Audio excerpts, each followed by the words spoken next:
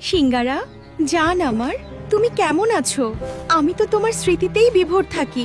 আমি শুধু তোমারই অপেক্ষায় ছিলাম।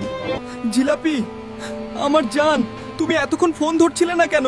আমি 2 দিন ধরে ট্রাই করছি। আমি রসুন ভাইকে জিজ্ঞেস করেছিলাম, সে বলল তুমি নাকি বার্গারের সাথে আছো,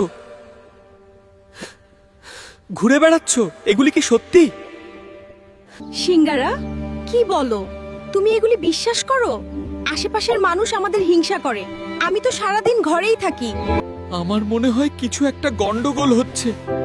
আমাকে গোপনে গ্রামে যেতে হবে, যেভাবেই হোক না কেন। ওই সিঙ্গারা আমাদের গ্রামের নাম মাটিতে মিশিয়ে দিছে। এবার আমরা তাকে এমন শিক্ষা দেব যে সে জীবনেও ভুলবে না। জিলাপি, আমার জান, আল্লাহ করুক তুমি যেন আমাকে ধোকা না দাও। রসুন আমার জিগরি দোস্ত, ওর মিথ্যা বলার কথা না। তবুও অন্তত এবার তার কথা মিথ্যা হোক আল্লাহ। রসুন ভাই, দোয়া করো তোমার কথা যেন মিথ্যে হয়। যদি এটা সত্যি হয়, আমি সহ্য করতে পারবো না। বন্ধু, আমি তোর কথা বুঝি, কিন্তু আমি ভুল বলিনি। জিলাপি এখন ওই বার্গারের সাথে সময় কাটাচ্ছে।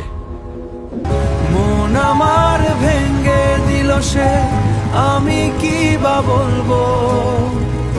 আশ্রু দিয়ে হৃদয় আমার আজ আমি ধু